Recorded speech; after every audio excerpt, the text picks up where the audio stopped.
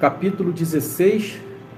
Não se pode servir a Deus e a Mamon.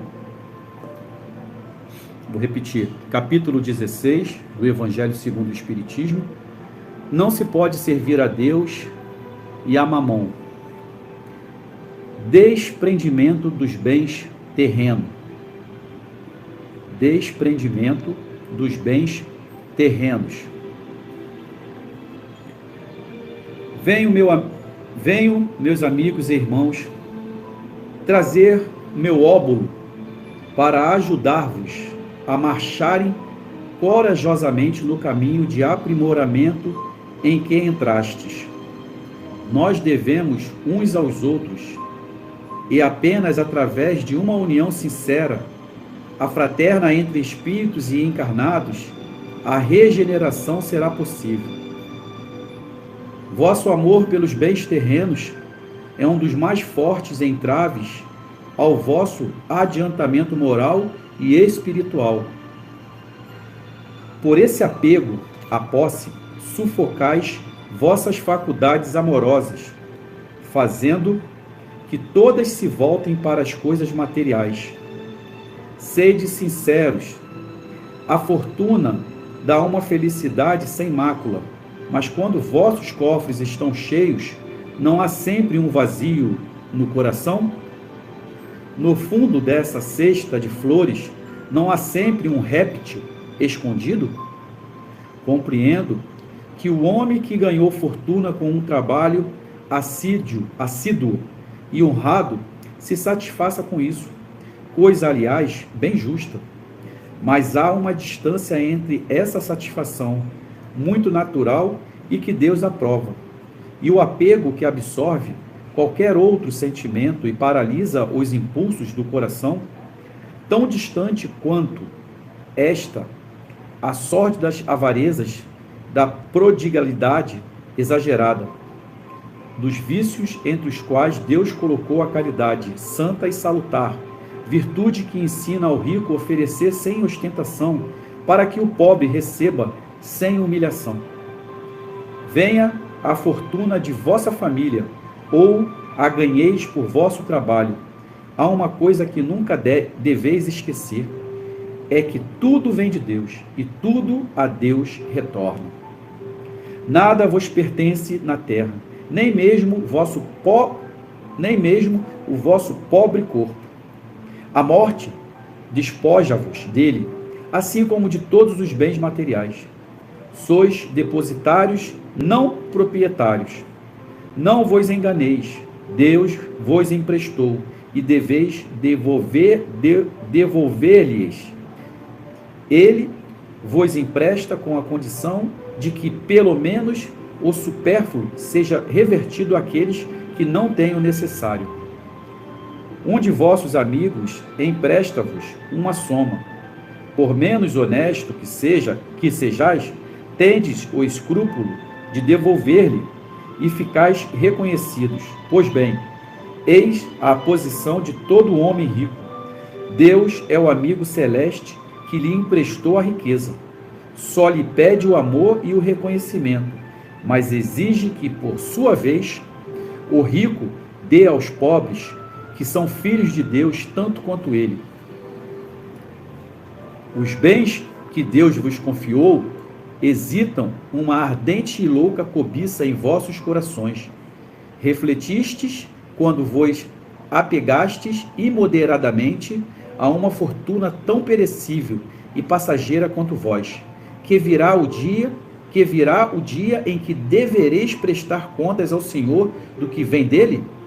Esquecestes que, com a riqueza, sois investidos do caráter sagrado de ministro da caridade na terra, para serdes dela os administradores inteligentes? Que estáis sendo quando usais para proveito próprio o que vos foi confiado, se não depositares infiéis? O que resulta desse esquecimento voluntário dos deveres? A morte inflexível inexorável, que vem rasgar o véu sobre o qual vos escondieis, e vos força a prestar contas ao amigo que vos ajudou e que nesse momento veste perante vós a toga de juiz. É um vão que na terra procurais iludir a vós mesmos, colorindo com o nome de virtude o que muitas vezes não é senão egoísmo, pois chamais de economia e previdência o que não é senão cupidez e avareza, ou generosidade, o que não é senão prodigalidade para convosco mesmo. Um pai de família, por exemplo, irá abastecer-se de fazer a caridade, economizará, amontoará ouro sobre ouro, e isso diz para deixar a seus filhos o melhor possível e evitar que caiam na miséria. É muito justo e paterno, concordo, e não se pode censurá-lo. Mas é mesmo este sempre o móbil que o guia? Não é muitas vezes um compromisso com a sua consciência para justificar a seus próprios olhos e aos olhos do mundo seu apego pessoal aos bens terrenos? No entanto, admito que o amor paterno seja seu único móbil. Ainda assim, isso é motivo para esquecer-se de seus irmãos perante Deus? Quando ele próprio já tiver o supérfluo, estará deixando seus filhos na miséria, só porque terão um pouco menos desse supérfluo? Não estaria, na verdade, dando-lhes uma lição de egoísmo e endurecendo-lhes o coração? Não estaria sufocando neles o amor ao próximo? Pais e mães, estáis caindo em grande erro se acreditais em aumentar assim a afeição de vossos filhos por vós, ensinando-lhes a serem egoístas em relação aos outros. Também ensinai-lhes a sê-lo convosco. Quando o homem trabalhou muito e acumulou bens com o suor de seu rosto, frequentemente ouvireis dizer que, se o dinheiro é adquirido à força do trabalho, conhece-se melhor seu valor. Nada é mais verdadeiro, pois bem, esse homem quem afirma conhecer todo o valor do dinheiro que faça a caridade conforme seus meios, e terá mais mérito que o nascido na abundância, que ignora as rudes fadigas do trabalho. Mas, se ao contrário esse mesmo homem, que recorda suas penas e seus trabalhos, for egoísta e duro com os pobres, será muito mais culpado que os outros, porque quanto mais se conhece por si mesmo as recônditas dores da miséria, mais se deve tentar aliviá-las nos outros. Infelizmente, sempre há, no homem de posses, um sentimento tão forte quanto o de apego à fortuna. O orgulho não é raro ver o novo rico aturdir o infeliz que implora sua assistência com o relato de seus trabalhos e de sua habilidade, em vez de ajudar, terminando por dizer-lhe: faça como eu fiz. Para ele, a bondade de Deus nada tem a ver com a sua fortuna. Cabe só a ele todo o mérito. Seu orgulho põe-lhe uma venda nos olhos e fecha seus ouvidos. Não compreende que, mesmo com toda a sua inteligência e sua capacidade, Deus pode derrubá-lo com uma única palavra. Desperdiçar a fortuna também não significa desapego dos bens terrenos, mas descuido e indiferença. O homem proprietário de bens não tem o direito de dilapidá-los, tanto quanto não o tem de confiscá-lo em seu proveito. Prodigalidade não é generosidade, mas, frequentemente, é uma forma de egoísmo. Quem lança ouro amancheia-se para satisfazer uma fantasia, não daria uma moeda para prestar um serviço. O desapego dos bens terrenos consiste em apreciar a fortuna pelo seu justo valor, em saber servir-se dela para os outros e não só para si, em não sacrificar nesta vida os interesses da vida futura e em perdê-la sem reclamar, se é da vontade de Deus retirá-la de vós. Se por causa de reveses imprevistos acabardes tornando-vos um outro Jó, dizei como ele: Senhor, vós me deste e vós me tirastes, que vossa vontade seja feita. Eis o verdadeiro desapego. Primeiramente, sede submissos. Tende fé naquele que tem, tendo dado e tirado de vós, também pode restituir-vos. Resiste com coragem ao abatimento e ao desespero que paralisam vossa força. Nunca esqueçais quanto Deus vos atingir, que ao lado da maior prova, Ele sempre coloca uma consolação. Sobretudo, pensai que há bens infinitamente mais preciosos que o da terra, e esse pensamento vos ajudará a desapegar-vos desses bens. Quanto menor o preço que se atribui a uma coisa, menos sensível fica-se com sua perda. O homem que se apega aos bens da terra é como uma criança que só vê o momento presente. Aquele que não se atém a esses bens é como o adulto que vê as coisas mais importantes, pois compreende estas proféticas palavras do Salvador: meu reino não é deste mundo. O Senhor não ordena que se despoje de tudo o que se possui para reduzir-se a uma medicidade voluntária, porque assim o homem estaria se tornando uma carga para a sociedade. Agir dessa forma seria compreender mal o princípio do desapego aos bens terrenos. É um egoísmo de outra espécie, pois é livrar-se da responsabilidade que a fortuna faz pesar sobre quem a possui. Deus a dá a quem parece capaz de geri-la, em proveito de todos. Portanto, o rico tem uma missão que ele pode tornar bela e proveitosa para si.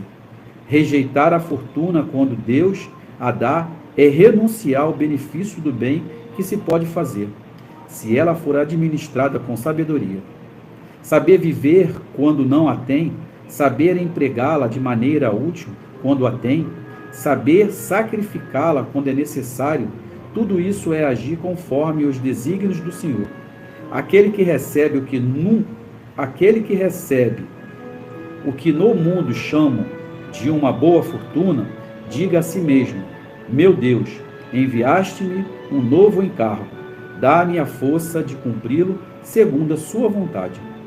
Eis aí, meus amigos, o que eu pretendia ensinar-vos, como sendo o desapego aos bens terrenos. Resumirei o que quero que saibas, dizendo-vos: sabei contentar-vos com pouco. Se sois pobres, não invejes os ricos, pois a fortuna não é necessária à felicidade. Se sois ricos, não esqueçais que esses bens vos foram confiados e que tereis de justificar o emprego deles, como uma prestação de conta de tutela. Não sejais administradores infiéis, fazendo-as servir à satisfação de vosso orgulho e de vossa sensualidade. Não vos julgueis no direito de dispor exclusivamente em vosso favor daquilo que não é senão um empréstimo, e não uma doação.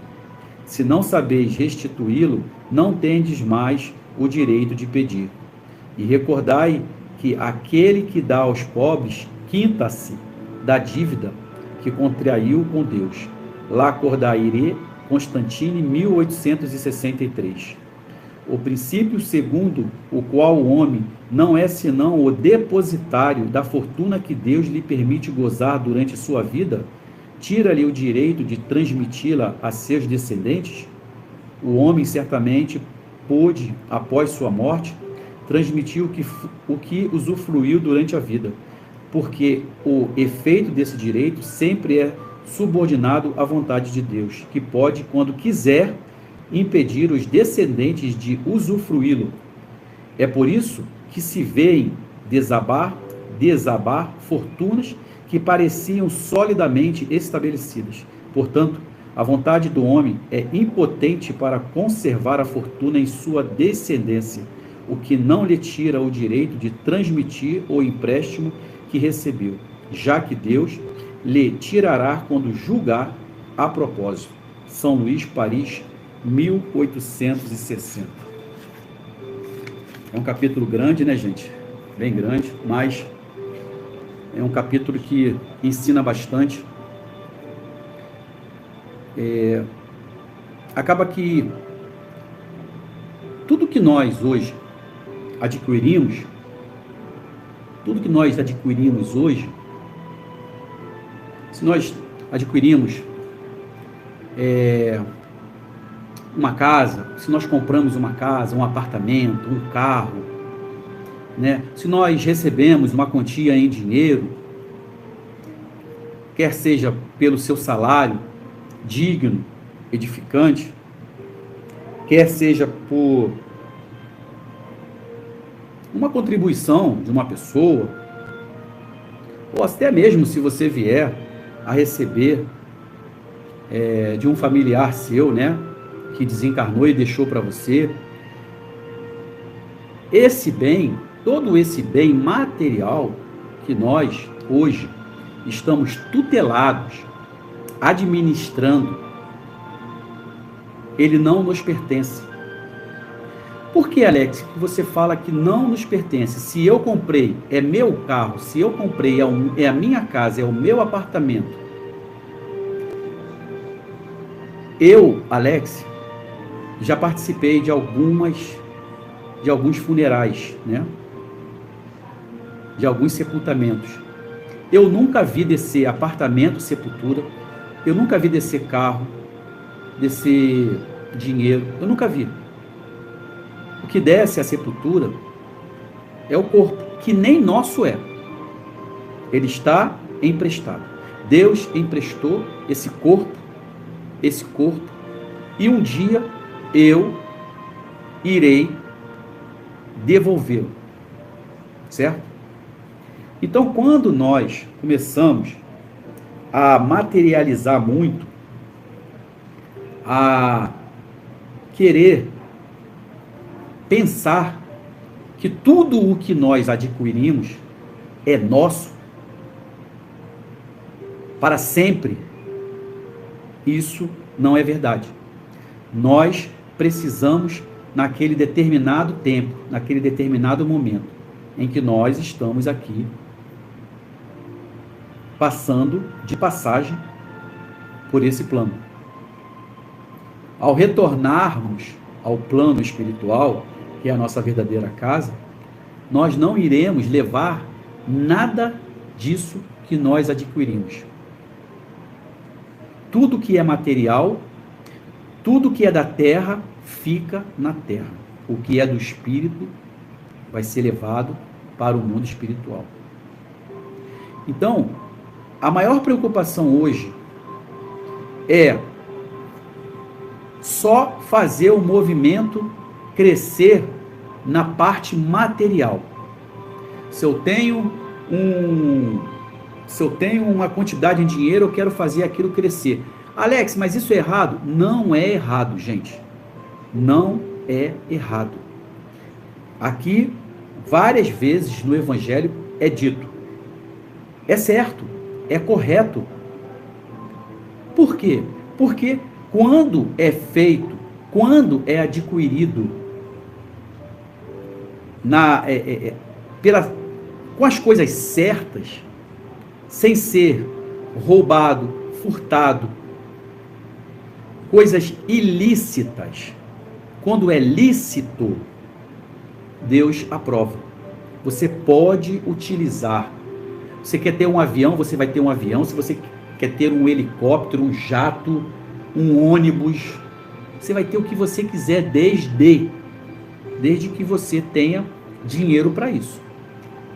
Que você não venha roubar, que você não venha matar, que você não venha adquirir bens ilícitos, e sim lícitos.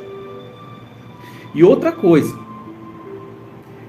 tudo que você adquirir, você tem que saber lidar com esses bens materiais. O bem material, ele não pode dominar você. Ok? Você que domina aquilo. Como assim, Alex? Dominar. Quando você começa a querer as coisas, adquirir, lícito, pelo seu suor, pelo seu trabalho, mas você tem que ter a consciência de que aquilo ali está com você emprestado. A sua hora vai chegar, você vai fazer a sua passagem, você vai retornar ao plano espiritual e tudo aquilo que você adquiriu através do seu trabalho, do seu suor, vai ficar. Então, você vai se desprender dos bens materiais. Você vai ter um entendimento que você, como espírito, porque depois que você vier a desencarnar, o corpo será sepultado, mas você continua a viver. A vida continua aqui e a vida continua lá. Então, você em espírito, você não precisa de um carro, você não precisa de uma casa, você não precisa de uma mansão, você não precisa de um helicóptero, você não precisa de um foguete, de um avião, você não precisa mais. Aí é aonde entra, quando você chega no plano espiritual, depois que você venha a desencarnar, e você abre a sua mala, sua malinha, né? E vamos falar assim, vamos ver o que eu conseguir trazer para o plano espiritual durante meus 70 anos. Aí você abre a sua mala, não tem nada. Você não praticou a caridade, você não ajudou, você não plantou o amor. Coisas abstratas, certo? E aí você vai acabar se frustrando com tudo aquilo. Há uma frustração muito grande, porque você vai falar, meu Deus, eu perdi tanto tempo e nada eu fiz. Eu só juntei bens materiais e ficou tudo lá. Ficou para o meu filho, para minha filha, ficou para o meu esposo. E eu não me preocupei com a parte espiritual. Por isso que eu falo, gente, a parte espiritual é muito importante. É fácil você alimentar o corpo. O que você está dando para o seu espírito? O que você está colocando na malinha para quando você chegar no plano espiritual? Nada. Você vai ficar muito chateado com isso. Então, voltando para o apego material. Nós temos que ter o total domínio e a total consciência de que aquilo que nós adquirimos através do nosso suor, do nosso trabalho lícito, um dia nós iremos deixar para trás. E que esses materiais não irão me prender no plano terrestre. Ok? E o principal de tudo, o que nós estamos preparando, colocando na nossa mala. Eu vou dar um exemplo, é como se você saísse, você está morando no norte e nordeste, um calor danado, certo? Então lá você, num calor danado, você está na beira da praia, você vai ter roupas leves, né? Você vai ter sunga de praia, biquíni, maiô, um short, né, fresquinho, uma blusinha fresca, o homem uma camiseta, né? Vai andar de chinelo, né, de sandália de dedo.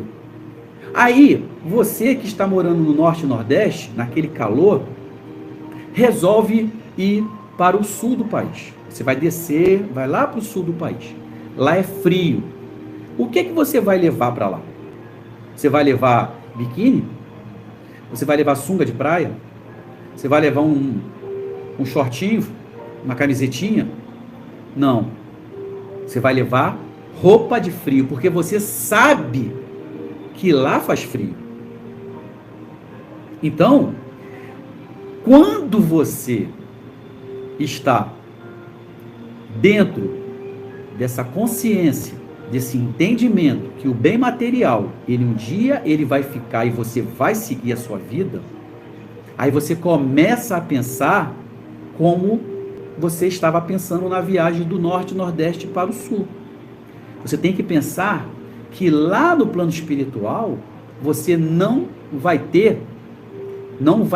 haver a necessidade de você ter um carro, de você ter um avião. E sim, o que você precisa? Das coisas abstratas, né? Vamos ver o que você fez. Você praticou a caridade? Você perdoou? Você amou o próximo? Você ajudou? Você se permitiu ajuda?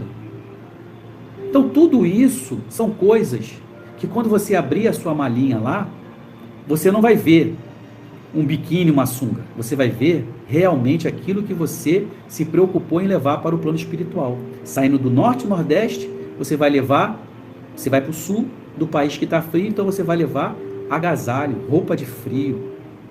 É o que você vai fazer. Sabendo que lá no plano espiritual não adentra nada material, então eu vou começar a me preocupar em levar, em preparar, em colocar coisas abstratas, amor, dentro dessa minha mala. Ok?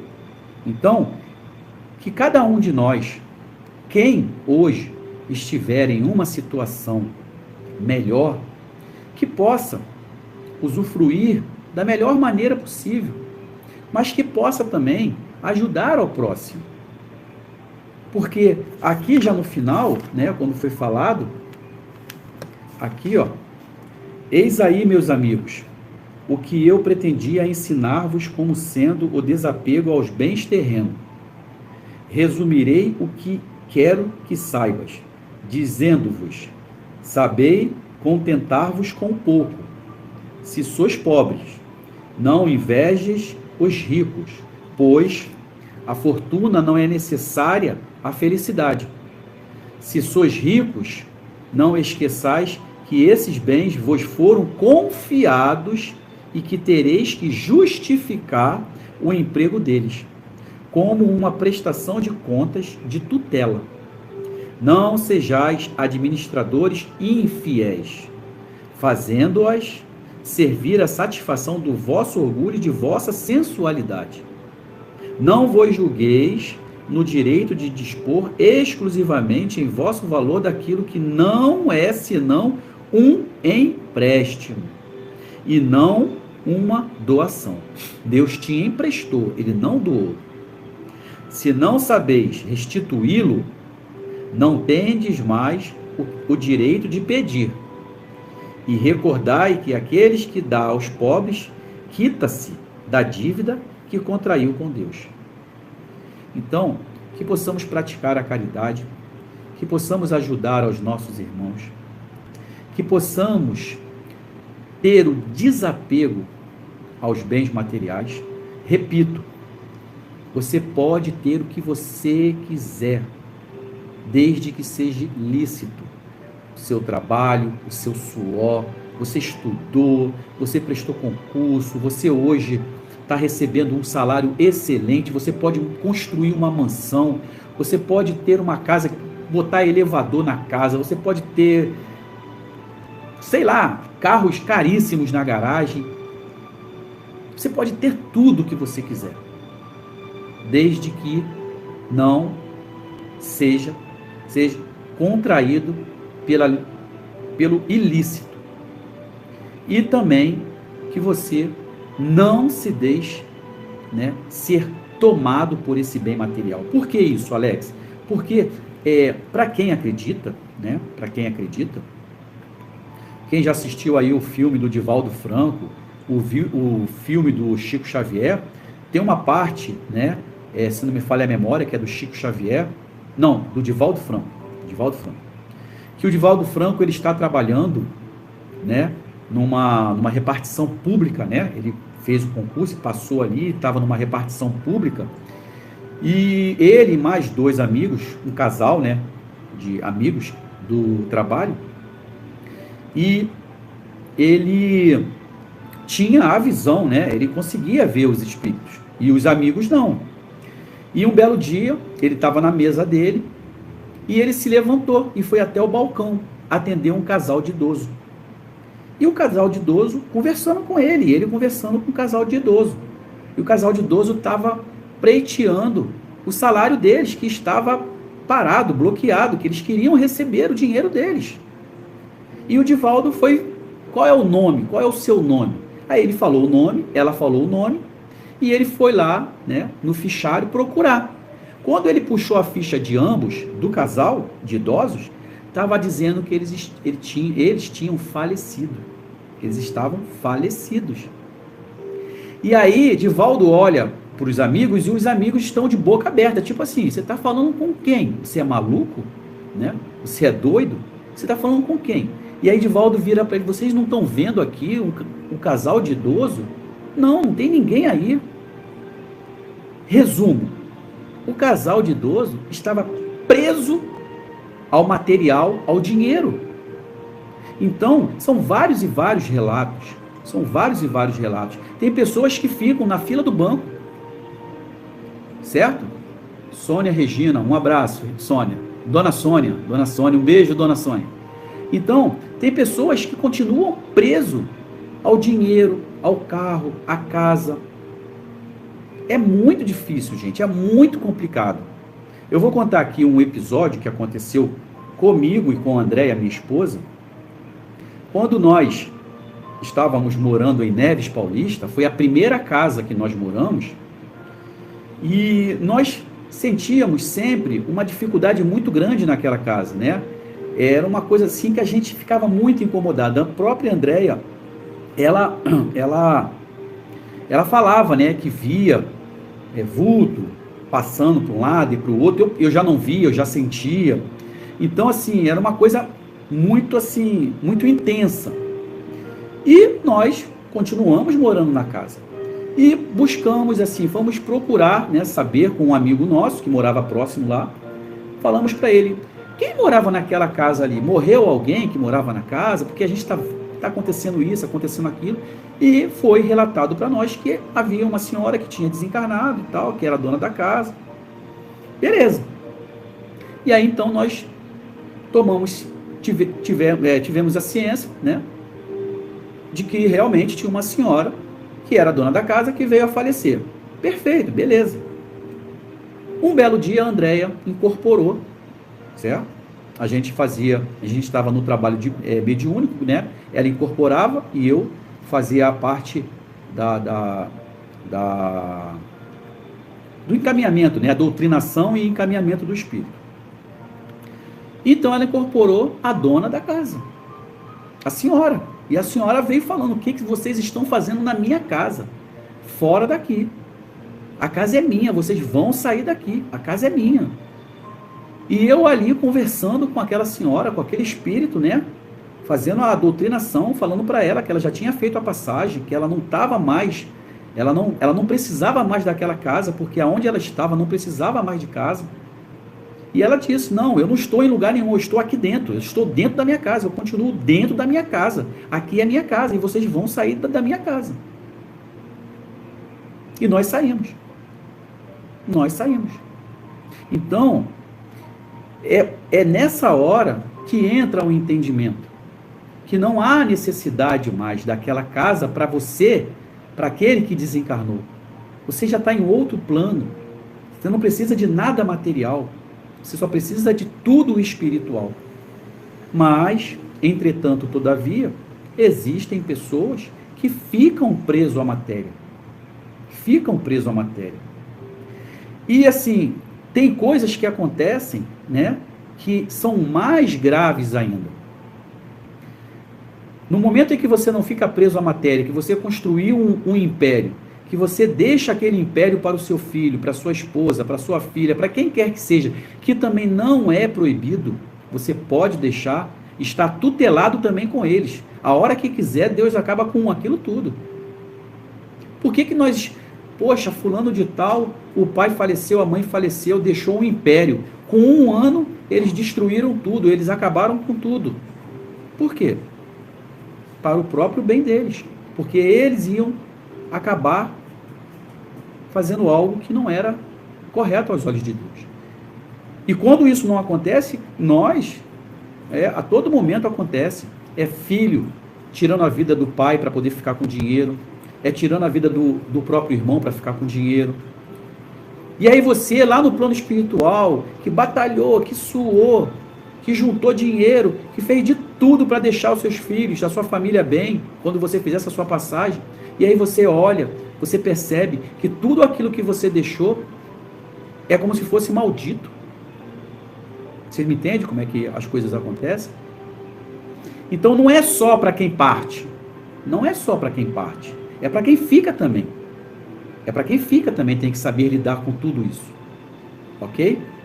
Então eu espero, né, poder ter passado para vocês mais ou menos com relação, até porque o próprio capítulo ele já vem explicando bastante, né? Então ele vem bem explicadinho, então não tem a necessidade de se prolongar tanto, né, nessa explicação, porque ele já vem explicando tudo direitinho, falando o que é certo, o que é errado, né, aos olhos de Deus.